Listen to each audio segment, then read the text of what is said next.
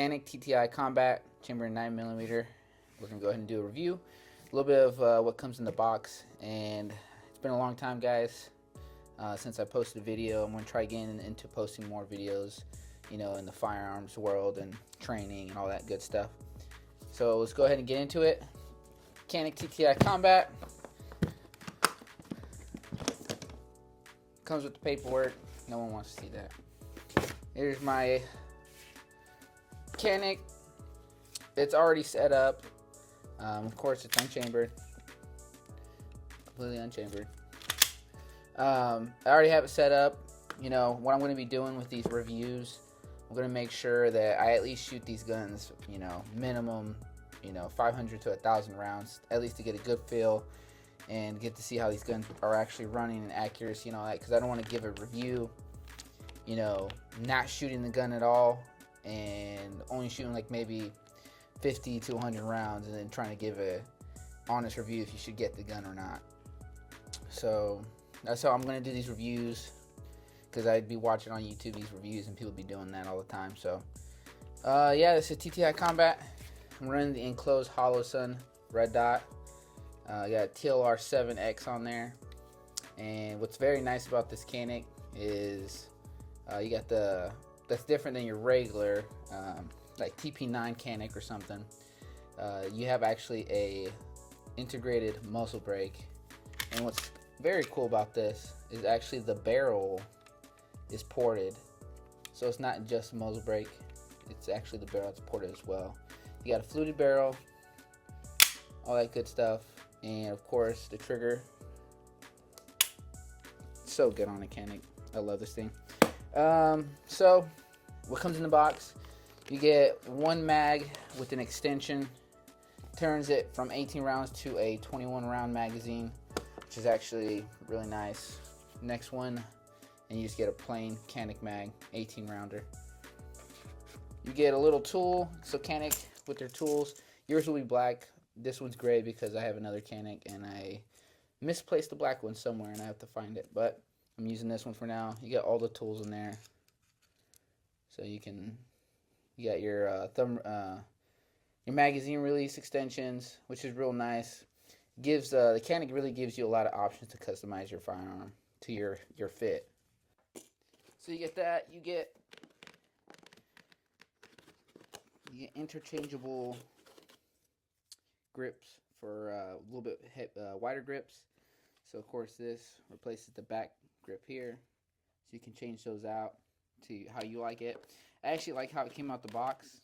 It actually worked really well. So it comes with that, and then you go underneath. Got your cleaning rods here, cleaning equipment. It comes with an extra recoil spring, because the recoil spring in this one is a competitive recoil spring. It actually, they say you're not supposed to shoot any less than 115 grain bullet with the competitive, because then it's not going to have enough kick to really throw those rounds out. And what I noticed with this Canik, with the competition spring, if you're shooting steel or aluminum casing, a lot of those rounds won't have enough kick to actually eject. So make sure you shoot brass or above a 115 grain bullet, then you won't have no issues. So you got the extra recoil spring if you're shooting, you know, lower grain ammo. It comes with a holster made by TTI. It's not the best holster. Put a Safariland attachment on here to make it a little better, but actually I'm using a different holster right now. The holsters that Canik make are alright. The new Canik that's coming out in March actually comes with a G-code holster, so that'll probably be better. But this one, it works. It's not bad, but the thing I do wish is if companies kind of start making more holsters for the Caniks. They're kind of hard. They're not hard to get, but not many options, not compared to your Glock, SIG, or Smith & Wesson. There's not very many options for holsters, so hopefully that changes. You get a TTI Combat Challenge coin.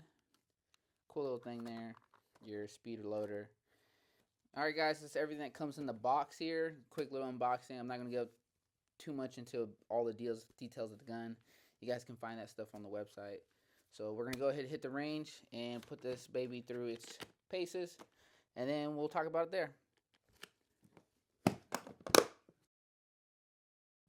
It's going to be the first range day that I had with the TTI Combat. We shot about 500 rounds.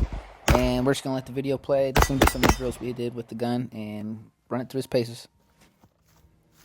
One thing I can say is taking shots with the far distance with this Canik is no problem with that flat trigger. We were hitting 50-yard steals, no problem.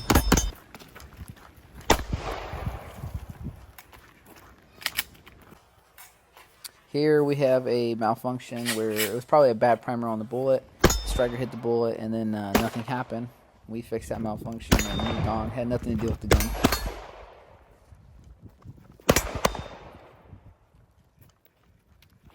And this is our third set, probably my third set doing this drill. We had another malfunction. It was an out of battery.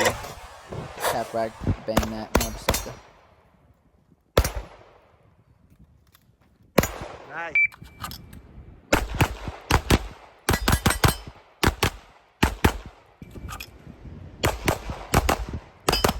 And on that first day, it was a whole lot of fun shooting this gun. I enjoyed it a lot. This is our second range day. We shot about another 400 to 500 rounds.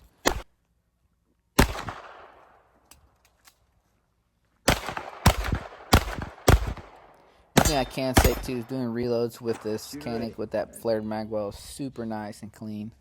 You can get those reloads done real quick. Here we have a first malfunction of many on the second day. Slide was locking back, but moved on. I was just thinking maybe it was bad ammo or Shooter ready? it was maybe a slide release issue. Later, we ended up finding out that it was a slide release issue with the extended slide release, and I'll talk more about it here at the end of the video. But it started becoming more consistent. What happened? We were probably 300 rounds into our drills here. It started to pick up more and more and more the more we shot the gun.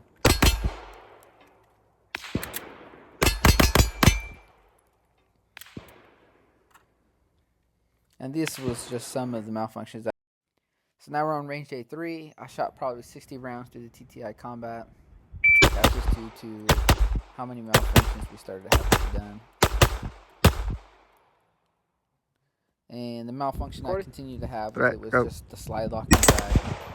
And you know, with some of these competition guns, they have the extended slide release, and it can be an issue where the slide release locks back because it's extended, because your hand rides up and locks the slide back when it recoils. It was happening very, very consistently, and you know, sometimes it's user error.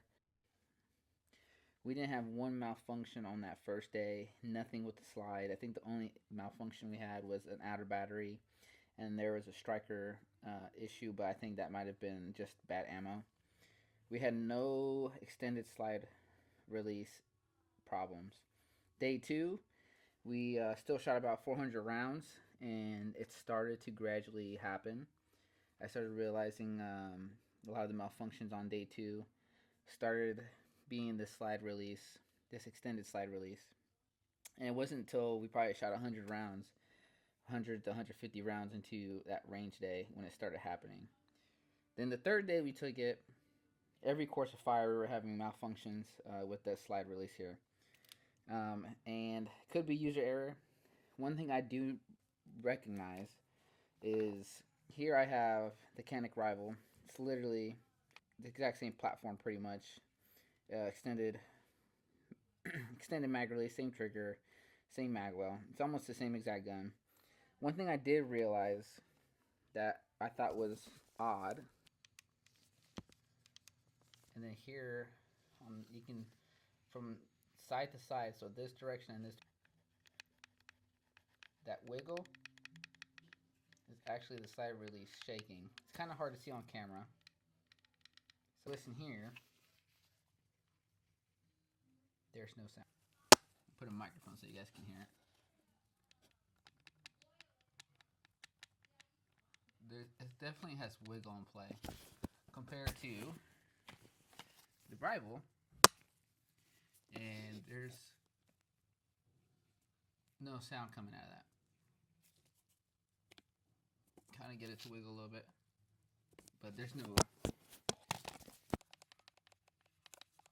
So I do believe that this extended mag release has gotten loose somehow, and every time it recoils, it's actually kicking up the slide release easier than it would be at something like this. Because since this isn't loose, there's actually intention that it has to lock back. Other than this, you know, there's a lot of play here. I don't know if that's the primary factor on why it's causing it to slide back. You know, TTI Combat's a good gun. If it is it for you, maybe. Is it for me? Probably not. I'm not going to use this as much as some of my other guns. I think this is going to be more of a toy. I'm going to work on getting this fixed, get that wiggle out. Out of 5, I'm going to give it a 2.5. It's a beautiful gun. It's accurate. Unfortunately, at least with my model, I had issues, and you know, I shoot this. I mean, maybe because it's a competition gun, you know, I try to shoot it like it's a combat weapon, and with my grip and everything, it doesn't like it. And because of that, I'm not going to shoot this gun that much. If you're a competitive shooter and you don't have this slide lock issue, I mean, the gun's nice. The gun shoots super flat. You can shoot this gun super fast, and it's a very pretty gun. I mean, it's good. But due to this, due to the slide release issue I'm having, and I never had it with the rival. I've shot this probably about 1,000 rounds, 1,500 rounds, and you know, because of the slide release issue, it's not going to be my go-to gun, and it definitely is probably going to sit in the safe longer than some of my other guns. But you know, I've shot the rival probably 1,500 rounds, never had any issues. This is not loose at all, so this gun has stayed solid. You know, TTI Combat looks real nice, but it has that issue where the slide release is loose. So again, guys, that's the TTI Combat. Thank you guys for watching, and leave a like, subscribe, and drop a comment on the video of what you want to see next. And if you guys want to see more drills, let me know. If you guys want to see more gun reviews, let me know. I'll be happy to do all those. I'm going to do all those anyways, but you know, I'm happy to hear you guys' criticism and input on what you guys want to see. Thank you guys.